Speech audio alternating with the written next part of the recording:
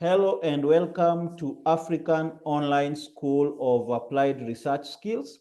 And today we are examining the challenges facing African doctorate level thesis or dissertation writing.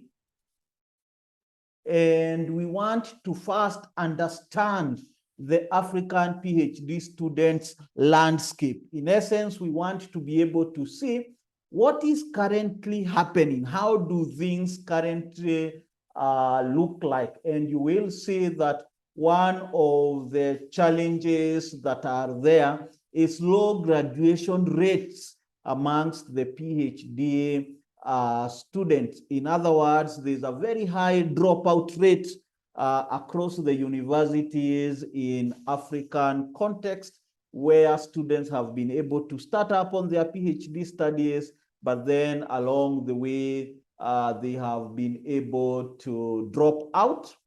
Then amongst the small numbers that is able to proceed to graduation level, then you will see that there is also a fairly long period of time that has been taken to complete those PhD studies.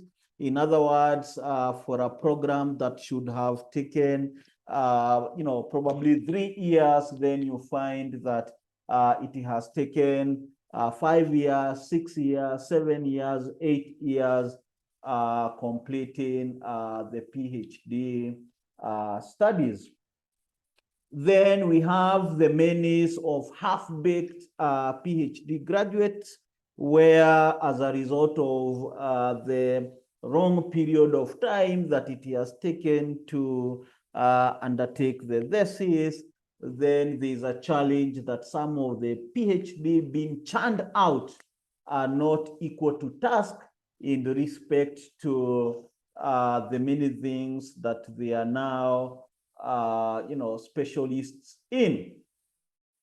And we need to be able to see what leads to dissertation writing challenges, because one of the major reasons why we have challenges in PhD studies, completion rates, and a lot of people taking a lot of time, the problem primarily is on the dissertation writing.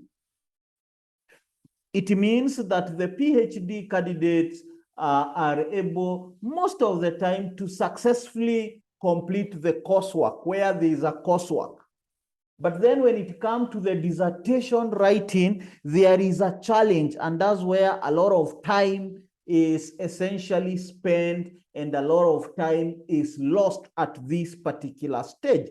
So we can be able to say that a lot of challenges leading to slow down in completion rate occurs at the PhD, at the dissertation writing stage. And what are some of the causes? Lack of practical and applied research skills.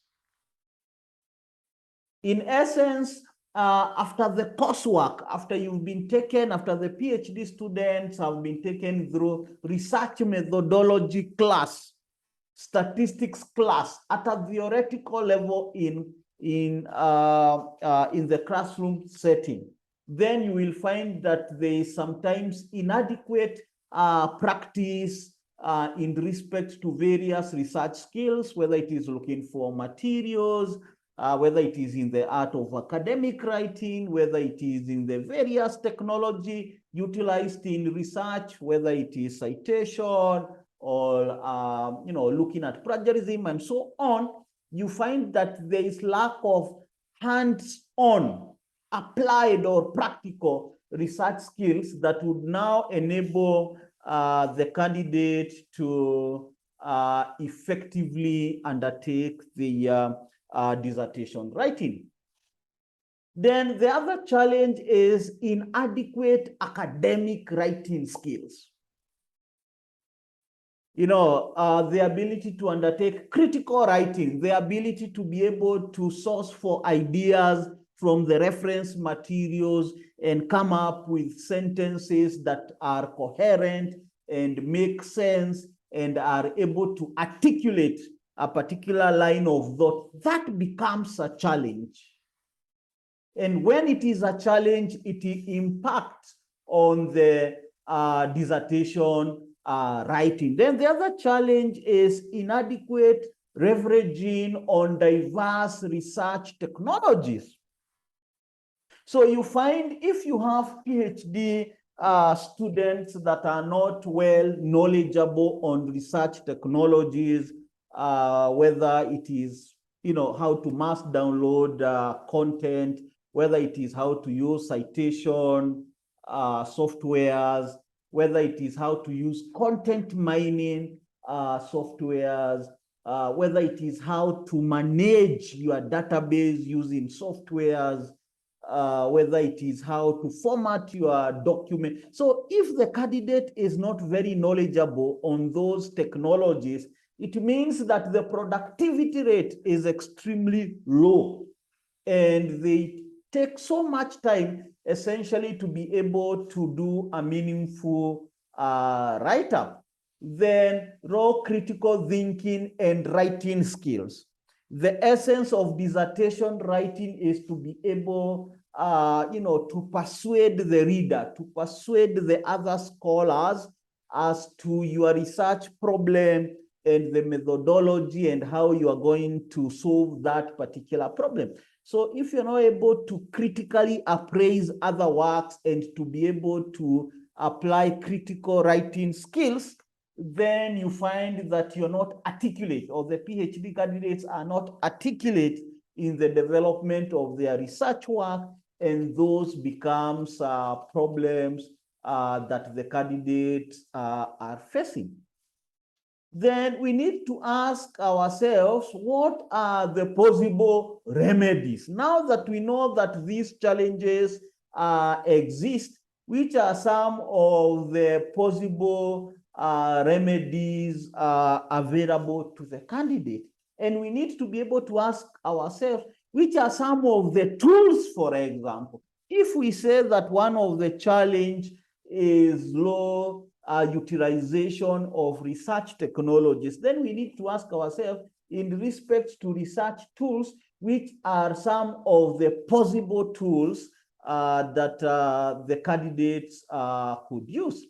And number one is the candidate essentially need to know how to automate the MS Word in terms of formatting, so that they don't waste a lot of time in formatting issues, so that they don't present their work and one of the issues arising is your work is not properly formatted, so that they save on time in terms of formatting, whether it is putting subtitles or titles, whether it is putting reference list, whether it is generating list of tables, list of figures, and so on and so forth.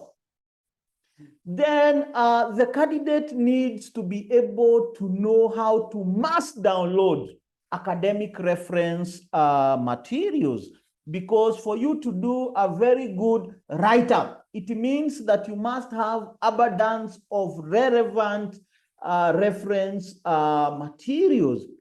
And in this day and age where there's a lot of open access materials in the internet, the capacity to source and mass download that content is critical. And there are technologies that are available that you can be able to download 10,000, 15,000, 20,000 journal articles within a day that have the keywords of interest, whether it is the variables that you are interested in, combination of variables, variables within the context of unit of analysis, keywords relating to geographical dispersions, and so on and so forth, so that you are able to source your materials in a very efficient manner. Then the other thing is, the other tool that is critical is reference sources management tools. In other words, if you've been able to mass download this content, 10,000, 15,000, 20,000 journal articles, you must be in a position to clean up your database, for example, so that you remove the duplicates, to remove the data that is, or reference materials that don't meet your criteria. So for example, in respect to the timeline, because you want maybe to reference very current materials, to be able to have a means of skimming through this content very fast, because you realize that the moment you are dealing with mass documents, a lot of documents, 10, 15, 20,000, you need some means of arranging and managing that content. Think of it this way. If you went to your university library and it has, let's say, 80,000 books, if there was no systematic way of arranging those books, then it means that you locating a book would be a challenge, because the books are randomly, scattered all over the library. But the moment they've been arranged in a systematic manner, then it eases up the process of locating specific books or specific reference material. Then you need tools for content mining. How do you skim through this content and look for certain content? For example, definition of your variables. Because again, the challenge with content or mass downloaded documents is, if you have 10, 15, 20,000 documents, you may not be in a position to read each one of them word by word. So you need content mining tools. Then you need to be able to automate the citation and referencing, so that you are not doing these processes manually. And finally, you need a means of detecting plagiarism levels or similarity levels within your document. So these are some of the tools that would make your write-up or dissertation writing very, very easy for the PhD candidates. Then we need to look at some of the dissertation writing strategies, because we said apart from tools, you also need to have a specific skill set in respect to writing. And one of the issues is the ability to appreciate the influence of content direction choices in specific areas on research development. What direction is your content going? In other words, for example, you might see that in your statement of the problem, there is a particular point that you want to pass along. And it means that you must be able to get reference materials and content that is able to pass that particular point that you want to present.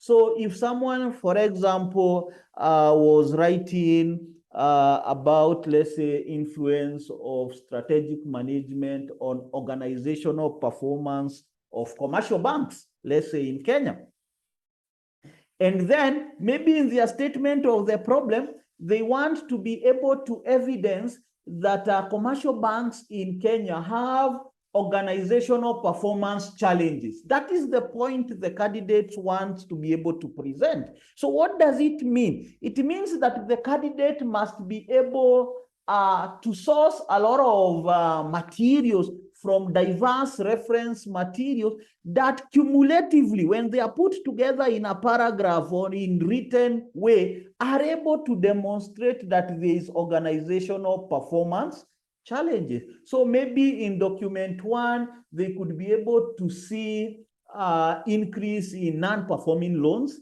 In document 2, maybe they are able to show, or they are able to see that the banks are having challenges with the regulator, maybe in respect to certain policies Okay, so that is document 2. Then in document 3, they are able to see something else. So they are able to mine all these many information from different sources and put them together coherently to be able to demonstrate a particular issue that essentially they want to present. Then choices of dissertation, research topic, components, and how they impact on the writer. Okay, so that if you have this particular, let's say, unit of analysis, so how does it impact on the rest of the work? Maybe if you chose a particular unit of analysis, then it is going to have, let's say, a bearing on issues of target population and issues of sampling, and maybe it is going to have a component on data collection and ethics consideration, and so on and so forth. So you need to be able to understand that when I put certain words in my topic, what influence do they have on the development of the work, or on the choices that one would be able to make, across the document. Choices on the content direction of the background of the study. Okay, so essentially, what is it that you want to communicate within the background of the study? So do you take, for example, a historical development of your unit of analysis, or a historical development of your dependent variable? You see, that's a choice you make.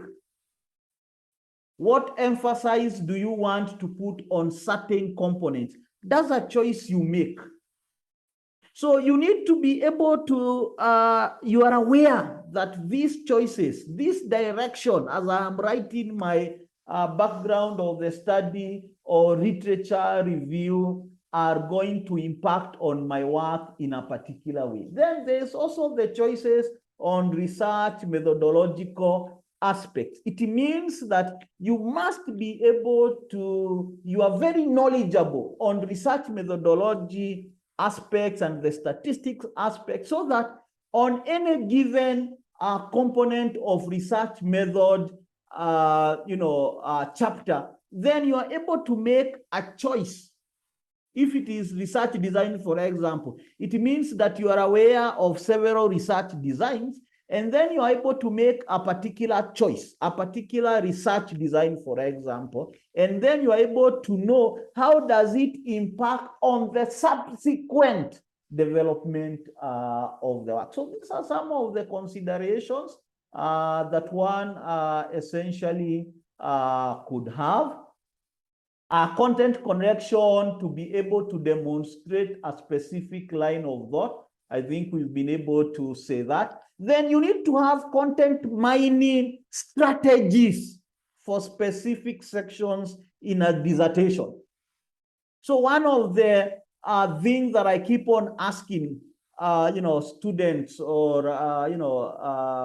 PhD candidates as they are writing, is that whatever you are looking for, how do you look for it within this section, within this mass downloaded content? In other words, if we are looking for the definition of organizational performance, if we go back to that example that we have, we are looking for the definition of organizational performance, because we must be able to say what is organizational performance, what is organizational performance within the context of commercial banks, what are some of the indicators that are used to measure organizational performance.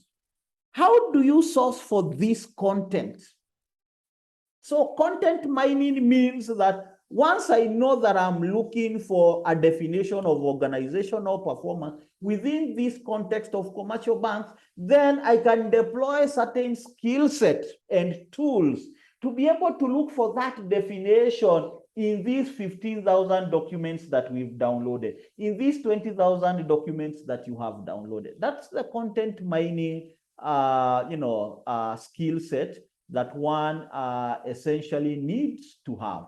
And one should be able to have that for the various sections in a paragraph, or for the various sections in a chapter, and so on and so forth. and then various writing strategies, like now coming up with an idea, triangulating that idea so that you are able to source a lot of materials or ideas that are able to reinforce what it is that you are saying, contrasting the ideas, transitioning from one idea to another idea, having a voice of the researcher, so that you are not just merely copy pasting or just summarizing what everybody else has said without providing a view of your own.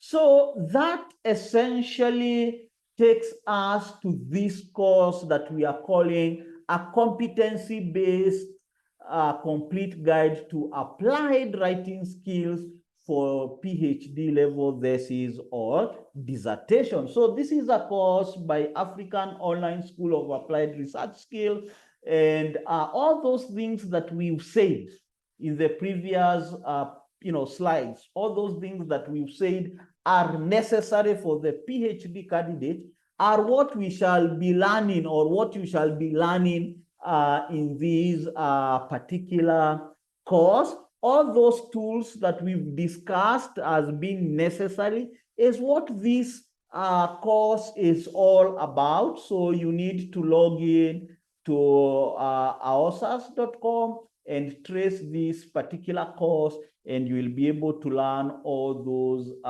various components that we've discussed.